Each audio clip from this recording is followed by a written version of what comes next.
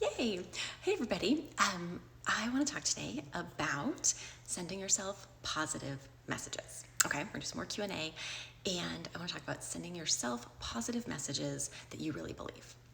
So we talked in an earlier Q&A about how to silence your inner critic, how to rewrite that inner narrative if the thing that you tend to say to yourself is really negative. And some of you guys wanted to know, what specifically do I say to myself now instead of those negative messages, which is totally fair. So let's just define real quick, what do we even mean about this negative self-talk, inner critic? What does that mean? So that is a voice you might have in the back of your head when you are trying something new, or when you've made a mistake, or just as you're going through your daily life. If the thing that pops up in the back of your head is some kind of critical voice or critical message, for me it used to sound like, oh, I'm the worst. I'm the worst. How do we rewrite that, right? Because that's not helpful. That's not helpful to anybody, and it's honestly not even true. So I want to tell you what mine sounds like and sounded like. I'm going to start by reading you the very beginning of Permission Granted, which explains a little bit of where we were coming from then. Okay, so we start out like this. I used to have a charming personal mantra that went like this: I am the worst. It was like an affirmation, except the opposite. Some people say, I'm good enough, I'm smart enough, I have what it takes. I said, ugh, I should have known. If you say it with a half smile and a shake of your head, it sounds more like a fun status update and less like final judgment. I said yes when I should have said no. Ugh, I'm the worst, right? I was judging myself so other people wouldn't have to, as a helpful little service to us both. I was deciding I came up short before anybody else needed to measure. I thought that was my job because I could see the truth about myself, and the truth was that I had a whole bunch of not perfect going on the inside. I had a whole bunch of not perfect going on outside, too. The truth looked to me like a giant list of things to work on. The least I could do was call it what it was: the worst. You're welcome. So that's where I was, right? I was in this place where I was starting to notice, hey, this inner voice, it keeps sounding the same. It keeps saying the same thing over and over again. And I don't actually think I believe that. So what can I do instead? And we talked before about the process of that, where you just start to notice it, to notice that voice without judging it. And then to decide what you believe is true and what you want to replace it with, what you want to say instead, so you have that ready to go. And one thing that's really important for me is that I didn't ever shame myself for having those thoughts, right? For me, those thoughts are really shame-based to begin with, right? That, ugh, I'm the worst. That's shame coming up there. If I then shame myself for the shame thoughts, that's not going to get me anywhere good. So instead of that, we just observe them and say, okay, this is what I'm saying. This is where I am. What do I want to do instead? And I'll show you. So here's Permission Granted.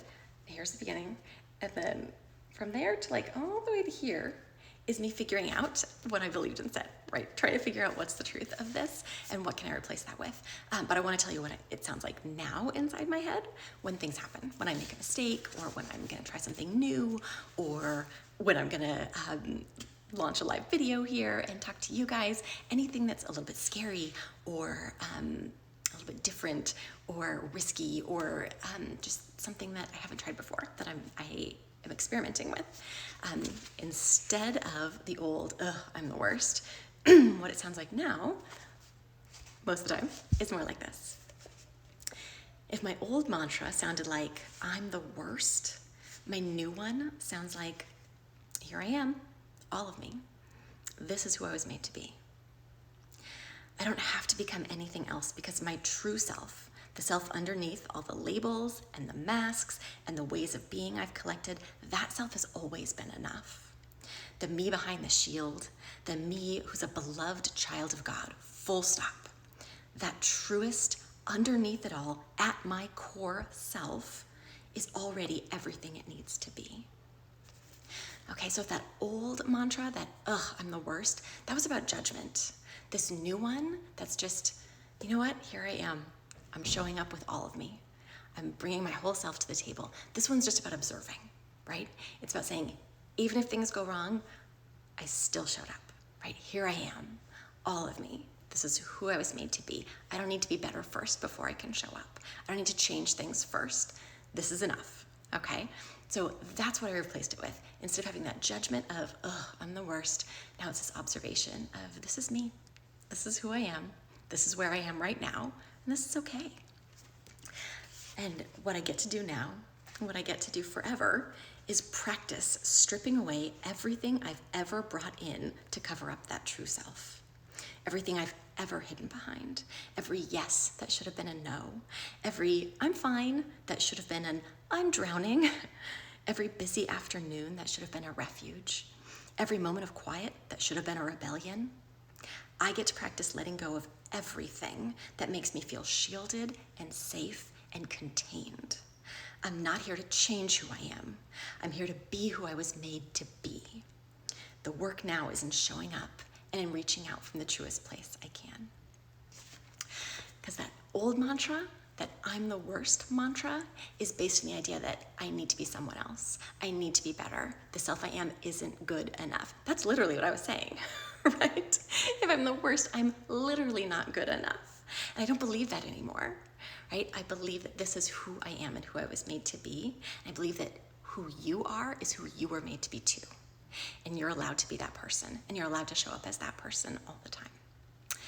And yeah, so that's what it is for me. It was letting go of that judging self-talk, that old negative inner narrative, that inner critic voice that said, ugh, I'm the worst.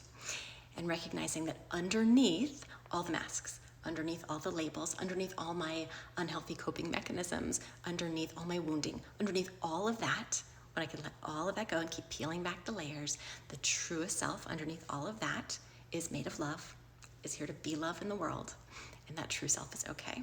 So that was the truth for me, and that's where my new inner narrative comes from, is from recognizing that truth and then deciding what I want to tell myself about that. So when things come up now, I just say, yep, that's okay. This is me being who I was made to be. This is me showing up, and however it turns out is how it turns out, and that's okay. Okay, so Sweets, this has been a Q&A responding to your question about what do I replace my inner narrative with. When I had that old negative inner narrative, what do I say instead? What are the actual words? Those were the actual words. And I'd love to answer more of your questions. So if you have questions for me, you can leave them in comments, or you can message me and I will come back and answer those another day. Talk to you soon. Bye.